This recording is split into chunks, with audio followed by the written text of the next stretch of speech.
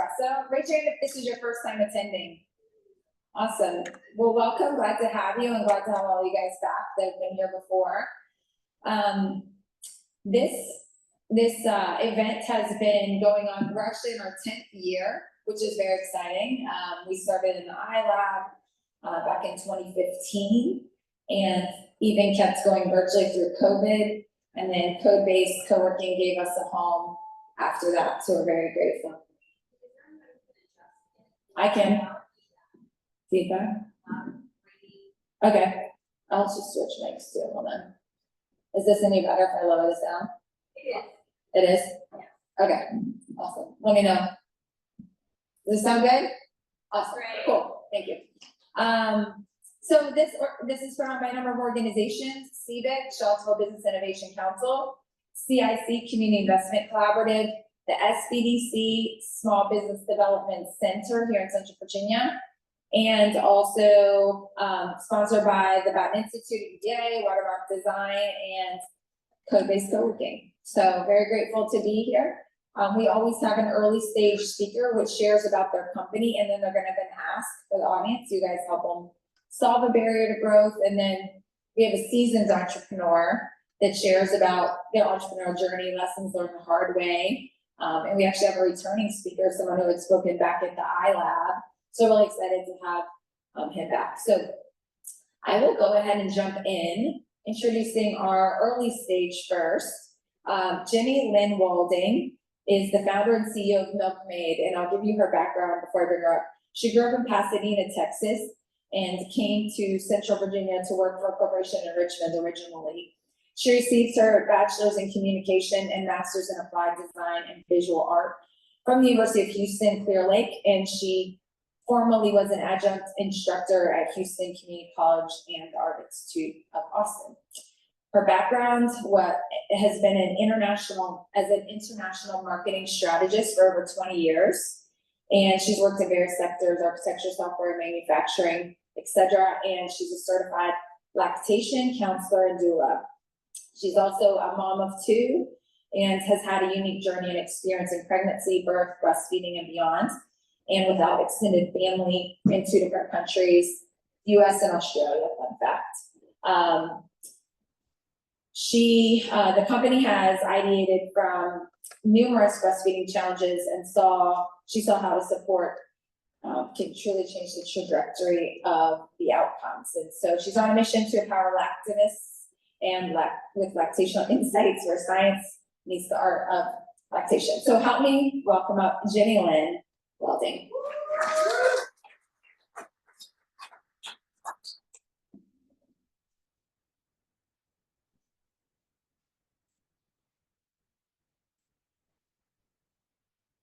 All right, how are we doing this morning? Great. Okay, I want to thank y'all for being here, but there's somebody that's not here that I want to thank, and that is your ancestors.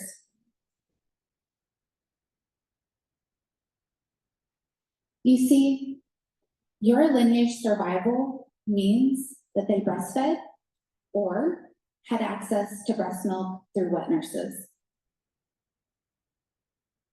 Breastfeeding is not a woman's problem. It's not a mom's issue. It is human nutrition where it matters most. Breastfeeding is natural. It is medicine. But here's the thing. It did not come naturally to me, and it certainly doesn't for others. I contributed to these search terms, as do many women.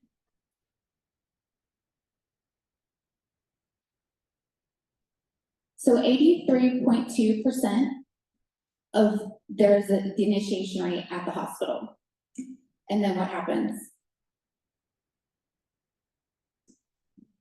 Exclusive breastfeeding basically stops by the 6-month mark. How and where does breastfeeding fail? What's the #1 reason for cessation? The perception alone that mothers are not making enough milk.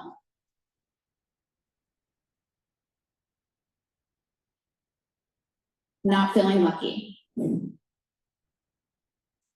Meet Milkmade. Milkmade is a three-pronged approach to breastfeeding.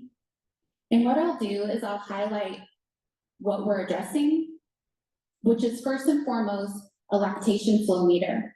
So this is directly at the breast, from breast into baby's mouth to have that flow indicator. The latch sensor, which again, to remind you, breastfeeding takes two to tango. So where that would address is if the baby has any anatomical issues with the baby's mouth, like a tongue tie. And then filtration. So this is a really new scientifically backed issue, which is our bodies are inherently flawed. There's PFAS, there's microplastics. Well, guess what? It's in our milk. And how does it leave the woman and lactator's body? Through our breast milk. And what does this look like today? Right now, it is archaic. We're monitoring babies' urine and feces. We're doing weighted scales. There's even smart scales. It's unreliable, it's time consuming, and babies hate it. The next point is lactation counselors. They are very expensive. They're not always accessible, not always covered by insurance. And then, unfortunately, 100% of breast milk samples are testing positive for forever chemicals in the US.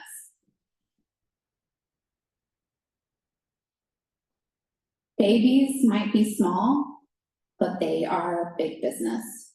So if you look here, Milkmade would not only overlap with the global wearable portion, but also fall under the umbrella of baby care products. Let's just look for a minute and give a shout out to Owlet, which is very much in the same category as it's a wearable and it's a tracker. And they just, as of April 11th, so just a few days ago, have a $53 million market cap. The problem is universal. The solution is not. This is where Milkmade comes into play. So from the flow meter, latch sensor, filter, app support, and also home use. Just as another reminder, where that drop-off rate from breastfeeding is when the families leave the hospital. This is to address that 2-week mark when you get beyond colostrum and now the baby is crying and you don't know what the answer is. Where is Milkmade? So Milkmade's at that shiny little star. So where we've been is we've done a preliminary pilot on breast milk samples. We did ICAP in May of this past May.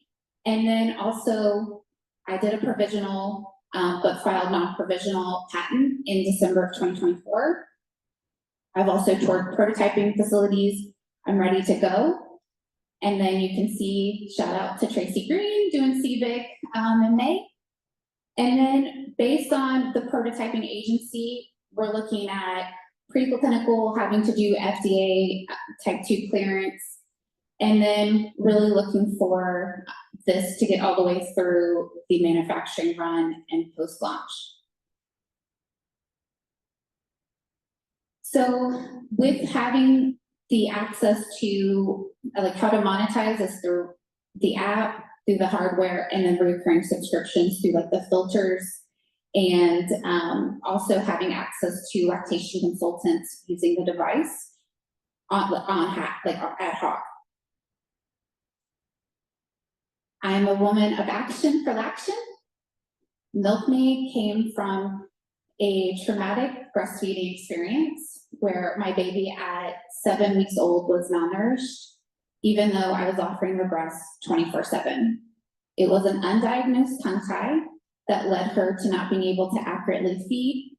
And it was through having access to lactation consultants, free healthcare in Australia, and a swift diagnosis that allowed for us to continue our breastfeeding. I am now a 2X mom, and I have breastfed for over 36 months. I have promised you I have most likely seen it all, if not a lot. And it took quite a while to get to be able to bask into the beauty of breastfeeding. But with Milkmade, let's make milk and moolah too. Thank you so much.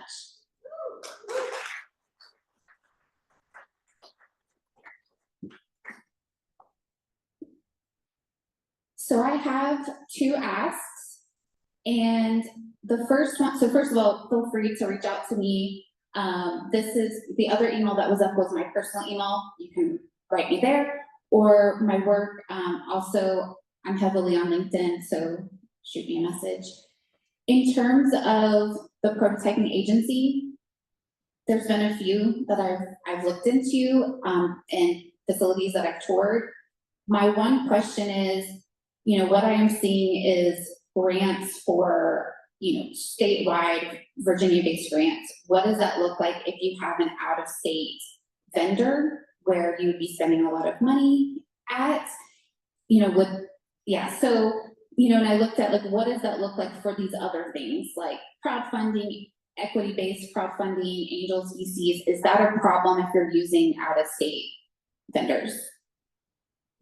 I mean, thank you very much, Jen and Lynn. And also, I think part of your question was also any insight into those 4 strategies, pros and cons, as well as she decides which direction to go as well. So thoughts on both her question about out-of-state vendors with all those, but also just in general feedback on these strategies, pros and cons of pursuing those as avenues for funding. I'll kick things off. Great presentation, really good story. I want to understand better your model of making money, right? So that would be an emphasis, is letting us know how you think this is going to generate revenue for you as a startup. And Bob Lloyd is in the room. Where's Bob? Okay. He can talk to you a lot about the grants and the industry specific. I think that getting as much capital as you can that's non-dilutive is super important. You can bootstrap this. You potentially could bootstrap this all the way. And if not, then there's lots of opportunities down the road. As you know, the federal funding crisis is not a fun thing, but there's still avenues. You know, the corporate sponsors is really big. And again, Bob can talk to you about that. If you're gonna go the angel route, I'm happy to meet with you one-on-one just to help you. And SBDC is really great for the capital readiness piece. And there's so many other things I'd like to say, but I just want to kick things off and let you know I think you did a fantastic job. You're on the right track. Thank you. So to answer Tracy's question, how do we make money, right? So first of all, there would be a device, right? So this is hardware. This is something that people would go to Buy Baby, Amazon, they would buy the device. And keep in mind, there are competitors, right? So this is something that, you know, whether this is strictly an e-com, brick and mortar, wherever. But the question is where do people come to this need? Where do they find out this issue? Breastfeeding is not like, oh, I'm gonna do this, or go gadget boobs. This is straight up, you literally don't know until you're there. And then if it's not working, well, now you have a baby that's relying on you to keep you alive. The next point would be, so you have the device and there would be some type of free software so that you can just use it ad hoc. But for storage, for the lactational insights, that would be, you know, you would have lactation consultants that would be attached to this so that you can start having that reporting data with your first line of defense. Unfortunately, it's not pediatricians, it is your lactation consultant or counselor. And then you would have a renewing subscription. So whether that's through the app or whether that's to the filters, so filtering out all the baddies, as I say, keeping in the goodies. And so having that recurring model is another point of, because the hardware is going to be more on the expensive side. It's going to be the filters and the app that's going to drive more revenue.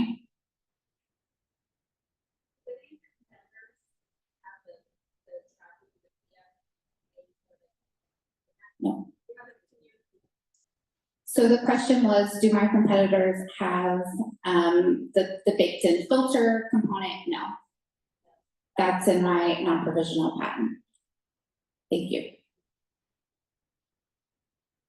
And then the last question, which I will be here for the remainder, is I don't know what I don't know. So as a first-time founder, what am I not asking? What do I not know? Who do I not know? And as Hope highlighted, I'm not a UVA graduate. I did not grow up around here. So if there's anybody that you know that I should be talking to, and again, local partners.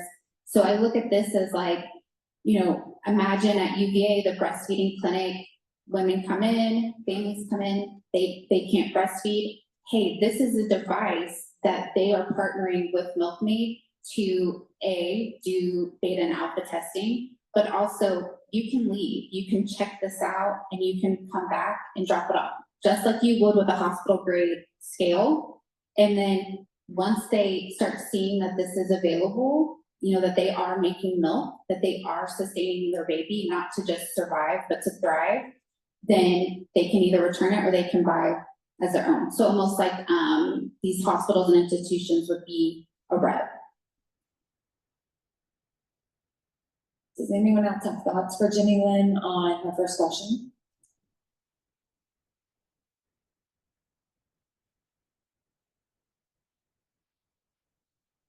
I'll just mention on the second question. Yeah. Have you talked to regulatory consultants yet with respect to regulated portion versus non-regulated?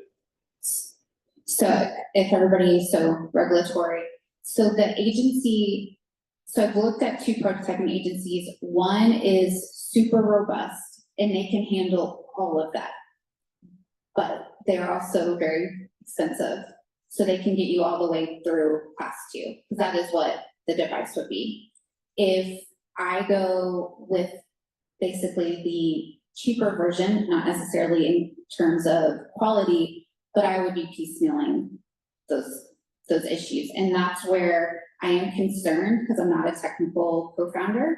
And, you know, I don't come from that background in terms of, you know, just whipping up engineering things in my garage. Love y'all. So to that, that's where the robust agency, I think, is more in turn. Yes, I think there's 2 elements of that. There's one, which is understanding the regulatory roadmap and the quality management system expectations, but there may be a path that you can get the product to the market on the software side that is non-regulated, and then you open up the regulated side of that, which could streamline and get your product and get you revenue earlier. So there's the engineering side, but there's also the regulatory roadmap side, and both of those have to be, you know, pretty clear to potential investors in terms of path to market and the investment required. And that's something that we can talk about after as well. So. Absolutely, thank you. And I'm also curious as to with the FDA situation, what that looks like as well in terms of getting through, just in general. Yeah. We have one more back here. I think, is somebody back here, is that it? Oh, okay. Hello.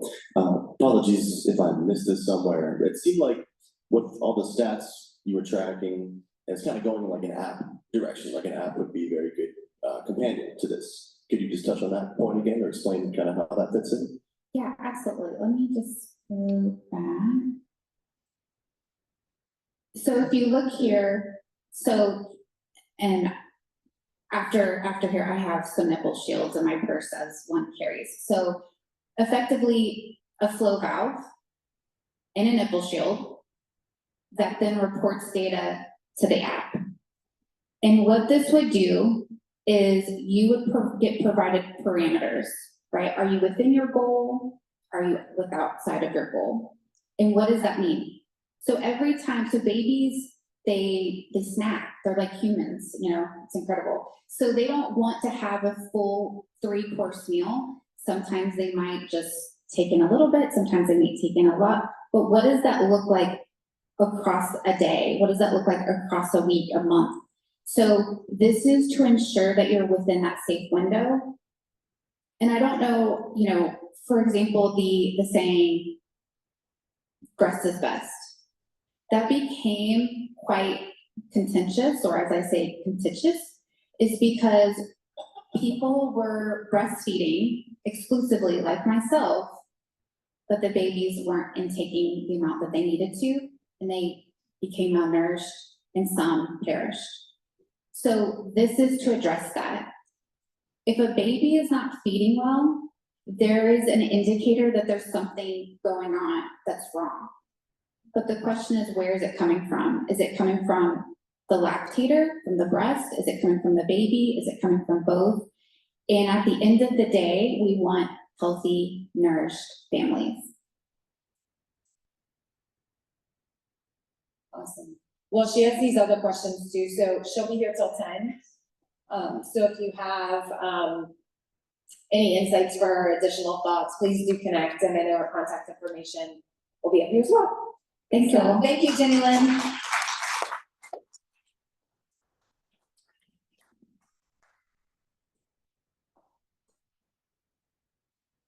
All right, well, thank you very much again.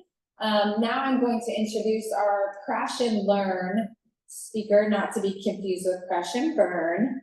So I have lessons to learn, but Evan Edwards, like I said, he visited us with his last company actually, at the iLab. But Evan got his bachelor's here, so he grew up in Richmond, went to UVA, got his bachelor's in mechanical engineering, and then his master's in systems engineering.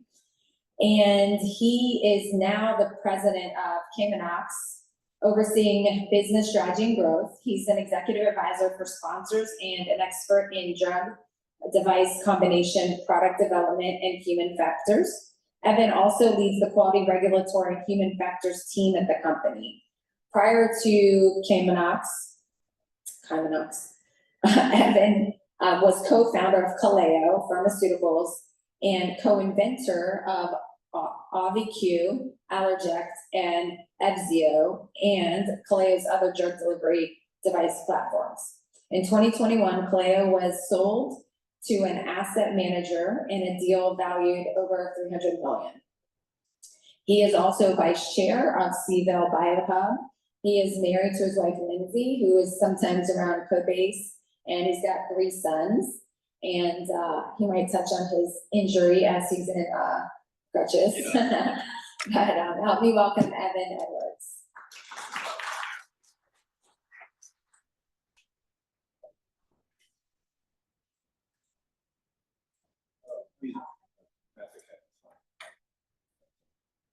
Hey, good to see some familiar faces here. No.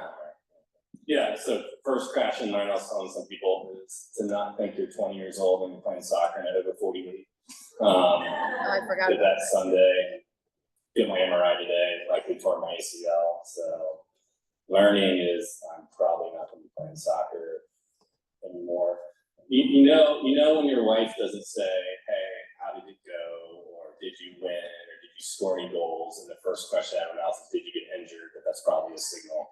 So, yeah. So anyways, I'm Evan. I've been in the community for a long time here. As Hope mentioned, kind of went to UVA, kind of a unique entrepreneur in that I started a company out of UVA. For those that don't know my story, I have an identical twin brother. He's in Richmond, but he and I grew up with severe allergies. And as a result of that, I went in engineering, he was in PhD at ECU, MCV, and we invented the first primary competitor, EpiPen, and did that. First started out in Intelliject, very typical entrepreneurship story. My parents invested a little bit of money to get us through, and then we did venture capital. We did actually some angel investment, about 1.3 million. We did VC round, 6.8 million. And then we landed a deal with Ce2, which was valued up to 230 million. We were a 9-person company, and that put us on the map. And that was back in 2009. And we did work with Ce2, got the product approved. It's still on the market, and we launched it, Ce2 launched it in US and Canada. So we were responsible for all of product development, industrialization, and getting through the FDA. And the product is a credit card size auto injector that also includes voice instructions like a defibrillator. And after that, we did the first out-of-hospital indication for naloxone. For those of you who know Narcan, before Narcan became very, very popular, we were the first FDA-approved product where didn't have to be used by EMTs. So it could be used by out of hospital. So we really laid the groundwork with the similar auto-injector technology. And then crash and learn lesson number one is, you got to be careful with your cost of goods. Kind of got priced out of the market with Narcan nasal spray. And so Kaleo stopped producing Edzia, which was an naloxone product. And we ended up using that product and repurposing it for the military. So now our warfighters carry a 10 milligram naloxone auto injector because you don't want to pull off your gas mask in the case of, you can't really use nasal. And so it's a 10 milligram naloxone in case of a highly potent fentanyl attack, which could happen and is a risk. And so I was very proud to get that product FDA approved into the DoD. And then probably the product I'm most proud of is we are before I left Kaleo, we got the first 0.1 milligram epinephrine auto injector approved for infants. So it's the only one for babies. And I'll tell you, I still get notes every once in a while. It's like, hey, your product saved my baby's life when he had an anaphylactic reaction. So it was a long journey. That was a 17-year exit.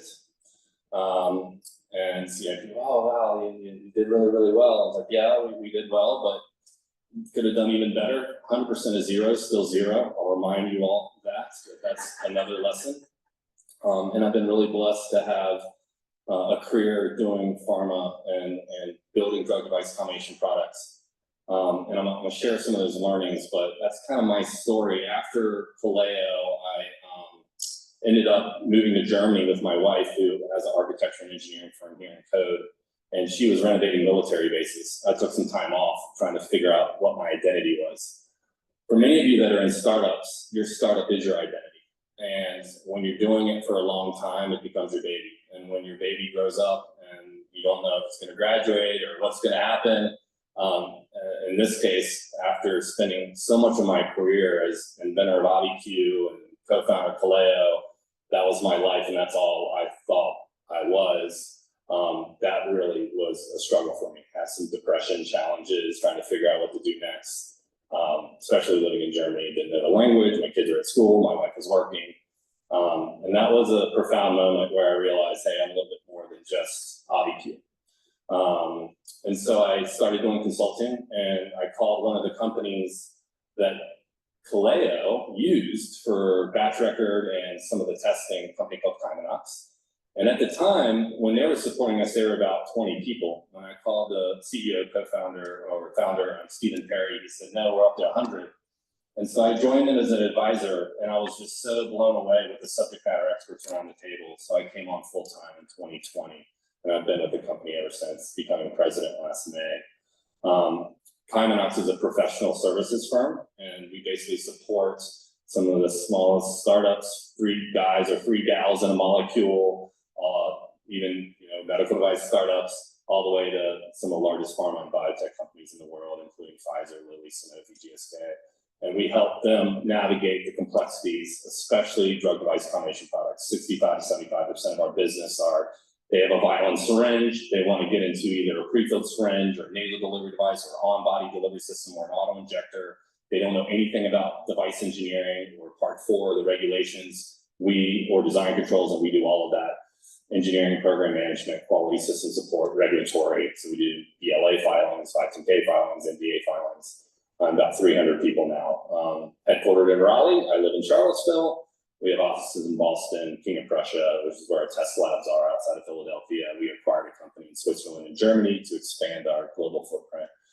So that's now my day-to-day, is running that company and trying to building, which is extremely rewarding, the number of projects that we work on in a given year, and we see kind of the latest trends from advanced medicines therapy, CGNT, novel biologics, orphan drugs, to helping startups navigate, get to their next value inflection point, which, as you know, right now with the capital markets is some of the most challenging capital markets we've ever faced. It's really difficult to get institutional investment.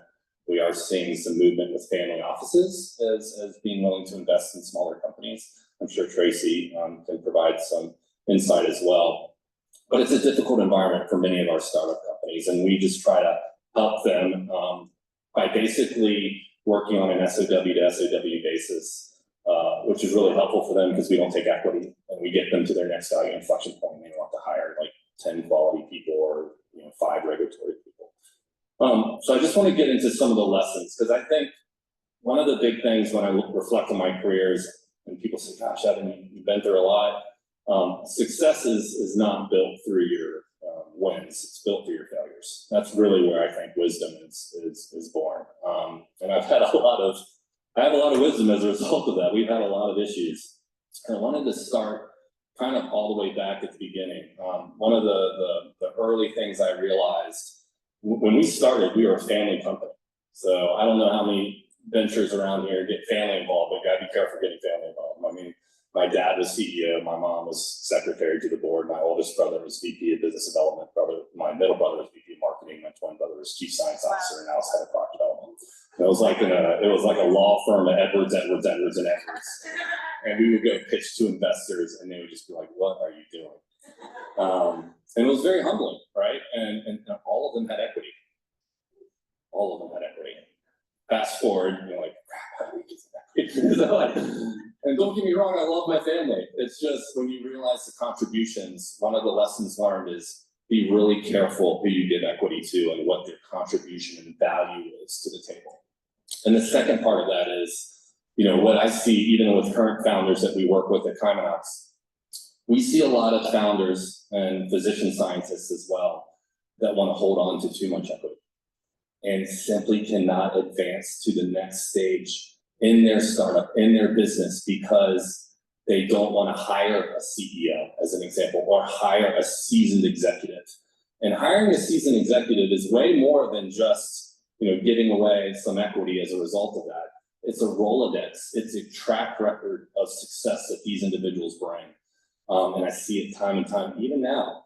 We were in that same boat. I think the reality of coming out of college and having identical twins with severe allergies that are inventing a product to compete versus EpiPen was a great story. But the questions that VCs asked were like, have you ever done this before? No. Then why should I bet on you? Great question. Which was another lesson. We would pitch to VCs and they would say no. And no does not mean no. I'll look at every one of you. It means not yet. And every single time that you pitch to an institutional investor or a PE firm or anyone that's looking to invest in you, pay very close attention to the questions that they're asking you, because they're testing you. They want to see that, are you going to follow up with them and try to knock off some of these challenges and risks that they're communicating to you. And one of them for us was, hey, I think you need to hire a CEO. And we went back and said, yeah, I think we should hire a CEO. And so we did. We brought in a gentleman named Spencer Williamson. He came from Lilly and Guidance.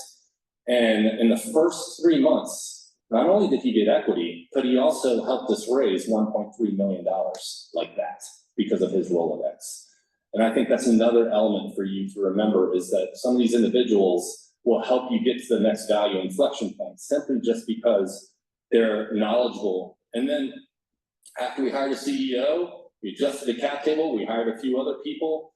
We went back to that original VC, Harbor in Richmond, Virginia, and they gave us the highest valuation of any portfolio company because we listened to them. We decided to make some changes to the business, and they rewarded us as a result of that. Quote that Spencer always said that I use all the time: the bumps are not separate from the road, they are the road. Okay, that is going to be a part of any entrepreneurship's journey. You're going to experience significant bumps, and it's not for the it's not easy. One of the things that we learned early on is being too public too soon. So here I'm a UVA grad. I'm at UVA. We got a small grant, about $14,000 from, it's now called VentureWell, but it was called the National Collegiate Inventors Alliance. Non-dilutive capital. Absolutely, if you can get a grant as much as possible. There's the IPC. There are a lot of interesting funding opportunities that you can still get. So we got that grant. I was in the Cavalier Daily for those who went to UVA in a bee suit, holding up my credit card size prototype. And fast forward, we had filed a patent as cheaply as possible, another lesson learned, with very narrow claims. And when our CEO came on board, the first thing we found out through a freedom to operate analysis is that there was another patent of a credit card size epinephrine syringe that looked very familiar and similar to ours that had filed with broader claims probably a month before we filed our patent. And it was very suspicious. It was a physician scientist, which I won't go into too much detail, but the first thing that our CEO had to do was go negotiate a licensing agreement to in-license that IP, because we knew that that would be a barrier. And I didn't know anything about IP claims. Now I love IP, and 200 plus patents issued later. Come to me if you want to talk IP, and I'll tell you all kinds of things about IP. But that was a good lesson. Do not go public too soon, because everything you publish, everything you share is in the public domain, and you never know who has money, who's trolling out there that could, try to circumvent you, and that happened in our case. I'm glad we got it done, because when Sanofi did their due diligence, that same patent came up in the freedom to operate, and we were able to tell them, we got it, we have a license to it, and that inventor got some money out of the deal too. Okay, for any business, there are two things you will always get wrong: timelines and forecast, every single time. You will never be able to predict how long it's going to take, and you will never be able to predict how much it's going to cost, because it will always change. And so you have to be able to absorb that uncertainty, and making sure you do not put your investors or strategic partners in a difficult position where you're over-promising and under-delivering. And I will say that the message you give your board or internal team can be different than how you externally present your company. We did that many times. We had timelines internally that were extremely aggressive, and we had a whole separate board timeline that was different than our internal. And then we had an external timeline that was even broader than our internal and our goals. And that set us up for success, because we were always saying, hey, we expect we're going to file our new drug application to the FDA here. We were targeting here, and we were telling the board, somewhere in between there. And that's just a really, really important lesson. We had significant design changes. In fact, for AviQ, I went through 20 different design changes. So for those of you that are product-based or tech-based companies, you have to leave room for iterations. And we had to spend the time doing that, because when you're talking about an emergency use product that could literally save someone's life, we had no choice. We had to make sure that we did that. Another big one I want to mention on is hiring the right talent. So, and I see this at Kymanox all the time. Not just about willingness or unwillingness to give away equity, but hiring the right talent. When I was at Kaleo, we needed a head of supply chain, and we were very enamored with this particular individual who had run global head of supply chain for a very large pharma company. And we hired him with a great salary.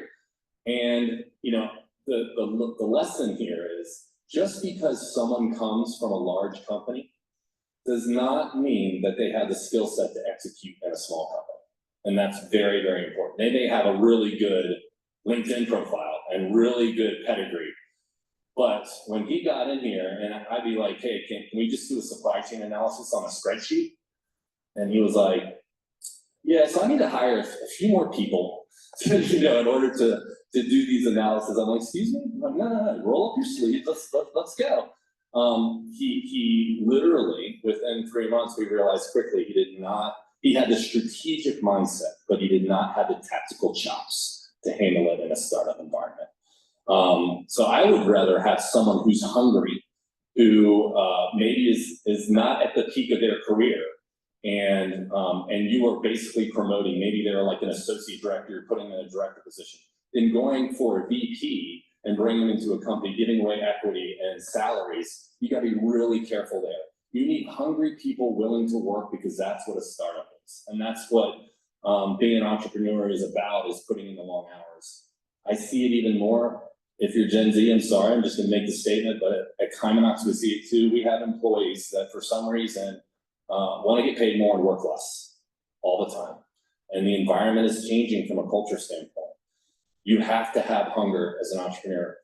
You're gonna be working on the weekends. And so you wanna hire people around you that share the philosophy and passion of the impact that you're trying to make with your product, with your business, with your service, and with your solution. And so, you know, one of the big lessons, and we let go of that gentleman. One of the big lessons early on was to not get so starstruck just by someone who was a global head of Novo Nordisk supply chain. Sounds awesome. Not a good leader. The other thing I want to mention is, another one by the way, another one we recently did. Kymanox hired someone that was ex-FDA. This is another one, right? Oh, that sounds awesome. Ex-FDA. And this particular individual had been with the FDA for 15 years and not worked in industry at all. And wow, there's such a difference when you just talk about just how do you handle sponsors. We're in professional services. Is very rigid, very guidance document, like, hey, this is what this says. Now, I ended up bringing her along, and she is one of our most talented individuals now. But it took 3 years of working through these challenges and trying to help her understand the differences between working in industry and government. And so just one of the things I'll caution, again, just be really careful on thinking that just because a person, maybe you have a software technology and you're like, oh, they worked at Apple. Okay, but what did they do to add value, and do they have strong comprehension? One of the things that we do now with some of our positions is we actually, during our interview process, we give them a writing assignment. So for our regulatory talent, as an example, we give them a case study. If they're very serious about taking the job, especially for a leadership position, they will do the work. And actually they respect that a little bit more, because how much can you really tell in 3 interviews? Okay, so we give them a case study and they have to fill it out, and we review it in terms of their technical prowess, their writing style, as if they were responding, and that's worth its weight in gold. So if you have certain positions where you can kind of strategically assess them as a part of the interview process, I certainly recommend it, because I think that you'll find that that's going to give a better characterization of how that person works in that environment. Celebrate the wins. This is so important. As I mentioned, there are a lot of bumps that happen, and I think it's really, really important that when you have a win, you celebrate it with your team, because we as entrepreneurs and individuals in business focus on all the problems and all the issues and what keeps us up at night. But you have to celebrate the success, and it could be hiring a new talent. It could be getting your first 100K, take your team out, celebrate that, because you never know what's going to happen. I have a lot of regrets as a result of not celebrating my people and some of the wins. I'll give you one example that is extremely profound if you've ever heard my story. Our director of engineering, who was my mentor, he was employee number 3. We got a lot of fights just based on engineering, and he was a Carnegie Mellon grad. He was extremely talented engineer, but wasn't a very business savvy. We would argue a lot, and I'll never forget. We argued to the point where I was going to the CEO and be like, oh, well, maybe Mark should leave. Ended up resolving those issues, but I wish I would have had more beers with this guy, because he went to one of our suppliers when we were developing a Loxone auto injector, went on a run and had a heart attack and passed away at the age of 53. And I wish I celebrated more with him because I was so focused on getting products to the market. I wasn't focused on the people. Business is just business, team. At the end of the day, it's family and the people around you that are really going to drive the culture of your company. Now, we did leave a legacy for him on every single AudiQ. This is a fun little clever tactic I did with the FDA. When we got the product back from Sanofi, and I'll talk about the recall in a second, Kaleo, I was in charge of the labeling updates, and I told the FDA it was a code for our design history file, but it says IMO MJL, which is a memory of Mark J. Licata's on every single OBQ, to kind of memorialize every single OBQ that saves someone's life he's a part of. We had a recall. This was pretty crazy. Like, there's a couple big things that happen at our company that that you just like, yeah, you can't write this stuff. One is we got sued by Pfizer for patent infringement. So when you are a 10-person company and you get sued by the largest pharmaceutical company in the world, my brother and I is like crying in a corner. Our CEO comes in with champagne glasses and toasts. Why? Why did he do that? We are real. We are a threat. If the maker of EpiPen is worried about little old Kaleo in Richmond, Virginia, then we've done something right. Yes. So it delayed us a year. I went through depositions. They accomplished it. You're a $1 billion drug. That's a whole ethical question. Like, if you knew you could delay a company from getting to the market, even if the patent case was ridiculous, would you do it? You don't have to answer that question, but it's an ethical question from a business perspective. The minute we filed, we had to reference the EpiPen and certify that we don't infringe on any of their claims. Just by doing that, they can say we disagree, and it puts our FDA application in a 30-month stay or upon resolution of the lawsuit. And so Spencer knew that could happen. I knew it could happen. I thought it wouldn't happen because I was responsible for IP and it wasn't even close. But it happened, and we settled the morning of trial, and it delayed us a year. So that was an interesting one. And then the other big one was in 2015 when I was working on Epzio. I got a call from our CEO and said, "Evan, are you sitting down?" I'm like, I don't sit down. He's like, "Well, you need to sit down for this one." On Monday, Sanofi's going to announce a recall of AutoQ and Allerject in Canada. I said, like, 1 lot, 2 lots? Like, how many? No, all of it. They're going to take it off the market. Now, that was devastating. And the second time, Eric and I were crying on the phone with our CEO. True story. And you know what he said? "This could be the best thing that ever happened to us." Best thing that ever happened to us. I said, "What are you smoking?" And he said, "Because we're going to get this product back. Evan, you helped design the automation of the product. There's no way Sanofi did the right thing here. We're going to go get the product back." And he was right. I went into the automation facility and found exactly what happened. Turns out the large pharma company that everyone thinks know what they're doing wasn't even paying attention to this device manufacturer. Came in, modified the automation equipment, FDA came in 10 months later, and we relaunched the product with Kaleo. 1 year, our value skyrocketed. Because before it was double-digit royalties with milestone payments. Now we own the whole thing, and we got it back without paying Sanofi a dime. So that lesson on the crash and learn is your perceived biggest hurdle in the world may be the best opportunity that you just can't see. And so do not look at the biggest challenge in your world that makes you emotionally just fall to the ground without taking a step back and asking the question, could this lead to something better for us as a company? Those are the key things I wanted to highlight. I'm happy I had a ton more record list, but I think in general, I just want to make sure that you all know is being an entrepreneur, running a business, being a part of any business is extremely challenging. We are very fortunate in Charlottesville to have a community of like-minded individuals that want to support one another. I'm supporting iLab this summer. If you all have any questions, my email is up there. I'm happy to grab coffee with you. I just really enjoy talking to other business people around the community because I think Charlottesville is a unique community. I joined Seville BioHub for that reason, to be able to help other businesses and biotech organizations. And I'll be hanging out in North Fork Accelerator that we just launched this summer as well. So there's a lot of exciting things happening here. And I just want to thank Civic and the team and Hope and Tracy and everyone that have just done such a phenomenal job trying to bring people together in this community and region. So thank you. Awesome.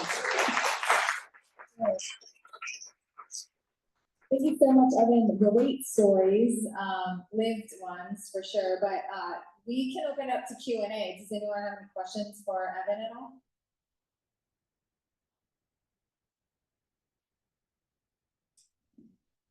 Hey, Evan, I got a quick question about your hiring process. You said you were willing to give people a writing assignment. I was curious, like, what was your expectation in terms of hours around that? Like, what do you think what the ask was, or how was it perceived? Yeah, and again, it was primarily for leadership. So if they're like a senior director, that type of role that they're gonna head the department. When we're talking about the compensation and the responsibility required, we didn't set an expectation. We didn't want to limit it, you know, and you find out pretty quickly. So our hiring process is our HR team would do an initial screening.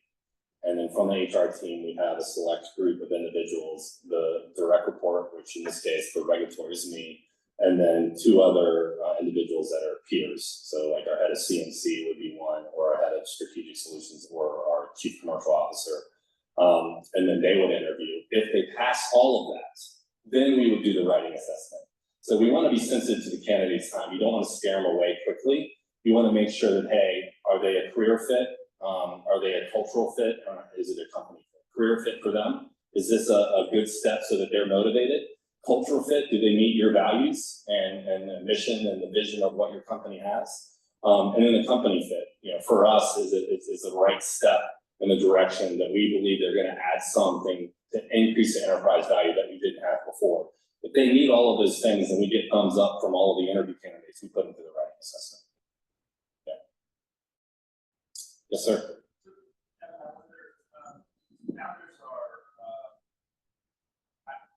I can use this.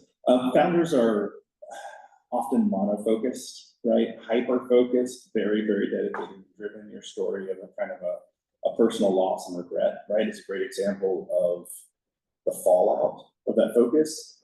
Now that you're, a couple times kind of through this process, do you have any advice for people about things that you wish you had known, or tactics that you've learned or used, mostly for the people that are closest to you, to kind of protect them from the extra ask that you're making on those people that are most important in their life to pursue your dream? Yeah, that's a great point. I think whenever you're doing a startup, it can feel pretty lonely because you have a lot of weight on your shoulders. And I think one of the things I realize is there are a lot of people that are just as committed to your dream than you. Just because you may have come up with the idea does not mean your CEO, your COO, some of these other individuals that are making sacrifices for their families as well to join your team. And I remember many conversations, and it was humbling, where my CEO, even after I left Kaleo, I started reflecting more on this, would kind of say, hey, you want to be the loudest person in the room, and you want to be the one that's always talking. And we are just as passionate about this. And I think that was a big lesson, is to be able to empower your leadership team who shares in that passion with you. They also share in the reward too. I mean, most of these individuals probably do have equity, and they want to make an impact. But when you start realizing that they're taking their time as well and working late nights, it's an understanding that it doesn't always have to fall on you, for sure. Yeah, good question.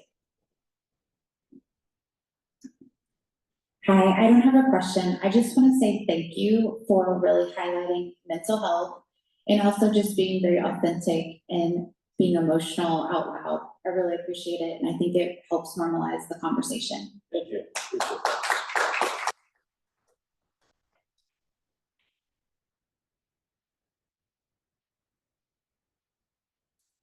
Do you have any more inventions coming? Not right now. In professional services, it's kind of it's really fun to see what everyone else is working on.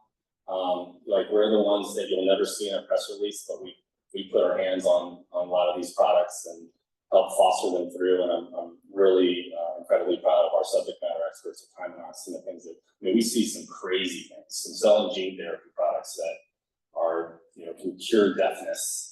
There's some amazing stuff that companies are working on that we see that are probably 3 or 4 years out.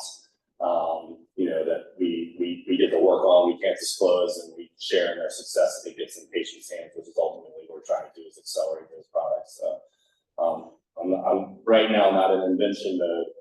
Though Eric and I are, he kind of did a spin out that's working on an infusion pump for sudden cardiac arrest, and Kymanox is supporting them on that, based on experience with epinephrine, amiodarone, which is the other drug used for sudden cardiac arrest. Those of you who know, you know, it's one of the few things that hasn't been automated, which is medication administration during cardiac arrest. They have defibrillators, they have chest compression with the Lucas system, but they don't have automation medication administration. And so he kind of came up with an idea that we've been trying to raise money for.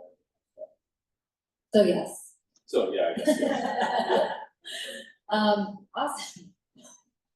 Thank you so much, Evan. Thanks, everyone. Appreciate it. Yeah.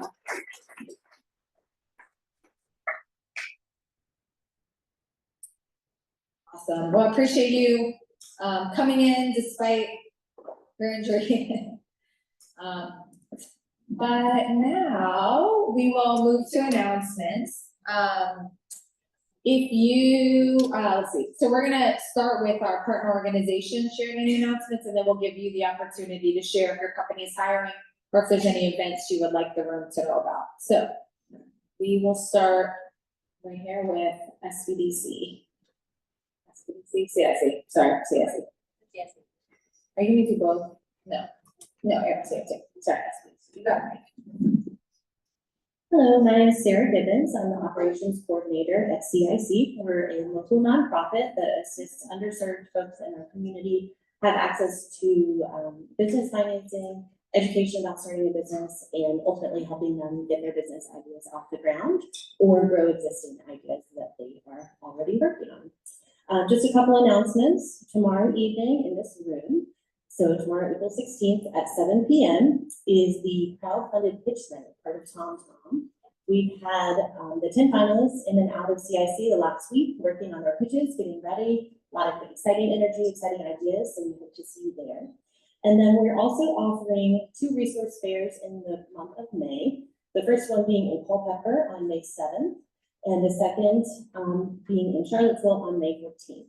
These are really great opportunities if you need to get a specific question answered rather. If you need to talk to a legal professional or a social media professional or business insurance, all these different things, you can register online on the CIC website to meet one-on-one with someone who can answer your questions and help you take that next step forward.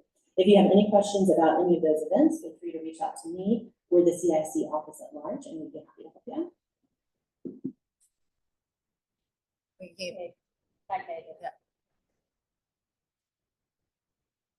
Hi, everyone. Thanks so much for spending your morning with us. My name is Maeve. I'm the Communications and Events Coordinator at the Central Virginia Small Business Development Center, and we offer general one-on-one business advising for free for entrepreneurs at any stage.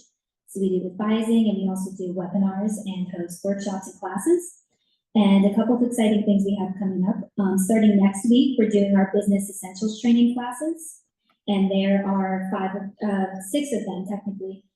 Starting next week through the month of May. Next week's topic is general starting your business basics. And then we have a different topic every Wednesday through the month of May. So we have a money and record keeping class. We have a sales and marketing class. And those are every Wednesday till the end of May from 5 to 7. And there's in-person in Culpeper and also an option to join via Zoom. And then we also, our big event is we have the Piedmont Ascent Business Conference. That's going to be May 29th at the Piedmont Virginia Community College. And that is a half-day conference from 12 to 5. There's going to be breakout sessions going over marketing and accessing capital. And we're going to have an AI panel that we're really excited about. And we're also going to be doing our live pitch competition from our finalists who applied for our Piedmont pitch. So you're welcome to come and watch that. More information on that is going to be available there's a flyer on the front check-in table with the QR code for you to scan to get more information and also register. We're doing our early bird tickets right now for $15, and tickets are going to be $15 through the end of April. Starting May 1st, tickets are going to go up to $20. So information on that's gonna be in our newsletter, on our social media, or on our website, cbsbdc.org. That's what I got.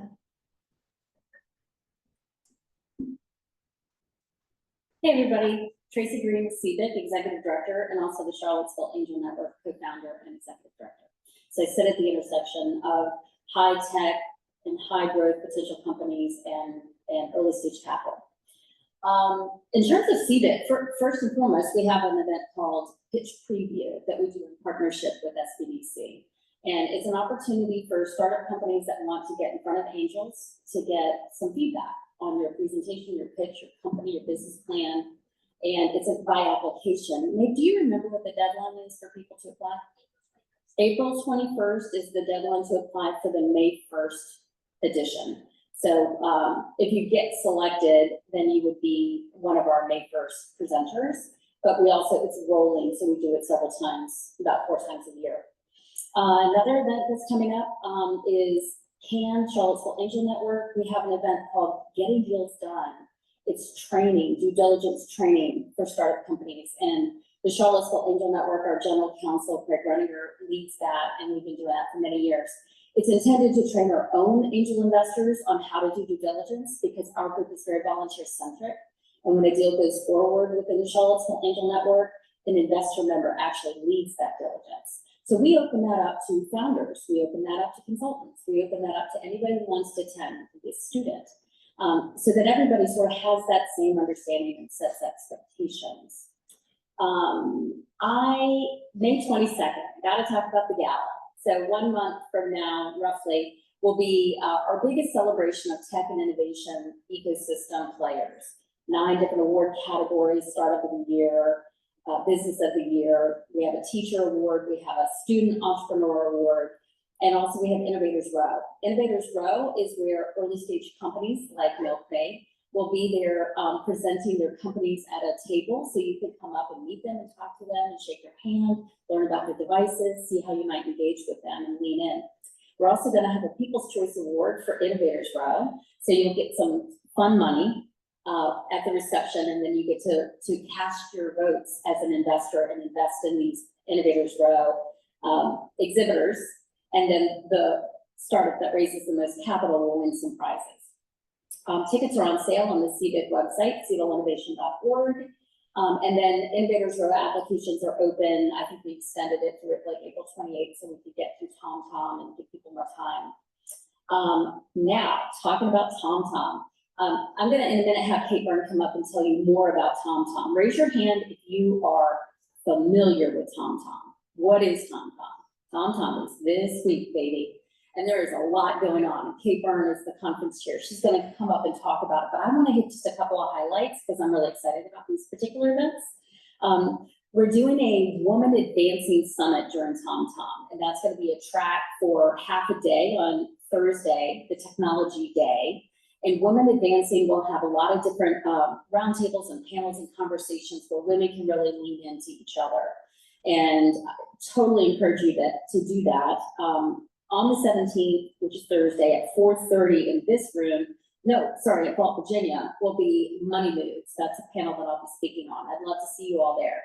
We're going to talk about how do women raise capital, what are other ways that women can bootstrap their businesses, what are the conversations around money. I'm also involved on a panel in the Civic Futures track, which is on Wednesday. It's going to be here in this room on Wednesday from 2:15 to 3:30. Something like that, 2:30, 2:15, 3:30, somewhere around there. So I would love to see you here. It'll be a bit of a fishbowl where there'll be about 10 of us who are in the ecosystem advocating for our respective membership-based organizations. And it's going to be an internal dialogue with us about how we can collaborate better as a community to advance us on any number of fronts. And then we're going to open that up to the audience to ask questions. So you'll observe us having our conversation and dialogue, and then lean into that dialogue. On that front, CBIC is a partner with TomTom. We're one of their advocates, and we promote their work, especially as it relates to the same swim lane that CBIC's in, high-tech, high-growth, innovation-based businesses. And I do have some comp tickets available through that. So if you are actually looking for either an all-day pass for one of those days or take it to the Innovation Mixer, which is on Thursday. Come see me, I can give you a code. And on that, I would really love to introduce my friend, Kate Byrne. Kate is a phenomenal woman. She's a West Coast transplant, and she is conference chair for TomTom. She's also a member of the Charlottesville Angel Network and many other things. She's involved in lots. If you haven't met Kate, be sure to come up and shake her hand. She's going to give you some more highlights about TomTom. Thanks, Trace. And hey, everybody, I'm so glad to see that so many of you are aware of what TomTom is. What you may or may not know, though, is how the sausage is made. So TomTom is really a community event for the community, by the community. And by that, I mean we open it up to community panel outreach, where our community members submit ideas for panels, in addition to a 25-person steering committee that since September has been meeting to curate and craft over 90+ sessions, 60+ community members, and then a whole lot of music. So think ideas by day and then celebration at night. And to Tracy's point, we're going to kick off with a new event, something we've never done, and it's really doubling down on the community and how we see ourselves as a community. We're going to do a deep dive with regards to democracy, education, storytelling, and then really sort of tap everybody and say, okay, so we've done a whole lot of blah, blah, blah. Now send it da, da, da. We got to get down to work and actually come up with solutions. Thursday is Tech Day. I'm hailing from the Bay Area and spending a lot of time working with tech companies. It's like I, like Tracy, am very comfortable in this vein. We're focusing on 3 specific sectors where Charlottesville really does punch above its weight: AI, biotech, and clean energy. We've got some special speakers flying in. Julia Mossbridge from the Mossbridge Institute will be joining us. We have got a number of local celebrities, if you will. You're gonna have to come to see who they are. We've got showcases because it's really about bringing the work of entrepreneurs and founders like yourselves, and also giving the opportunity to get deals done, which is really what a lot of Friday's day is, and the focus is all about entrepreneurs, all about you. So we're gonna have some folks from Darden and also some entrepreneurs themselves speak. We've got the Secretary of Commerce coming and talking a bit about everything that's going on in all the health and also the challenge. But then we're really going to devote a lot of the afternoon to financing. What are the different resources that are available? What are the different types of finance? And also, I was glad to hear Evan talk a bit about fractional leadership, really kind of encouraging people to get involved in that, because that's a definite, especially with all the crazy that's going on. That's going to be something that we're all really going to turn to. And then we have that night, the parade that starts here and then goes down to 7:30. And then Saturday is Consciousness and Wellness, where we'll be speaking everything from near-death experience to actually education and consciousness. So I really encourage everybody to come on out. You can go www.tomtomfoundation.org. The event is 97% pay as you can. So if there's an issue and you can't afford some of the different tickets, there's an option for you. And we really do encourage you to get involved. And then don't be a stranger. Let us know what you thought. And let us know what we got right, what we got wrong, and what's missing. So thanks very much. And I appreciate your time and hope to see you out there. Okay, cool. Well, we have to see everybody there. And as we wrap up quickly, does anyone, is your company hiring, or are there any events similar to what you just heard shared that you'd like the room to know about? Got it, several. Yeah, okay, just stand up and project. Maybe go ahead and give a mic, Okay. mic runners. And the reason we do mics, by the way, is because we record these and they're available on the CBIC website and others, and so the mic captures it. Hey, I'm Graham Sharp from ArcWest Wealth. Evan, really appreciated your story about your friend Mark. 50% of Americans have not done any estate planning at all and are unprepared for that. And 90% have something in their estate that will go wrong at their passing that they don't know about. We're hosting an event at the center on Thursday, April 30th at 10 a.m. called Who Will Inherit the Mess? It's to help you know what's in your estate and get unstuck so you can take the actions that you need to, and to encourage those around you, like think your parents because you might be the one inheriting the mess. If you're not able to join us on April 30th, talk to me afterward. I'm happy to set up a 30-minute session with one of our advisors to help you figure out where your mess might be.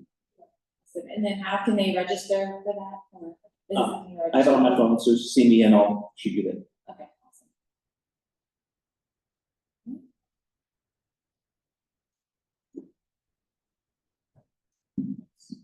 Hi, I'm Steven. I just started an electronics recycling company here in Charlottesville, focused on recycling electronics for businesses.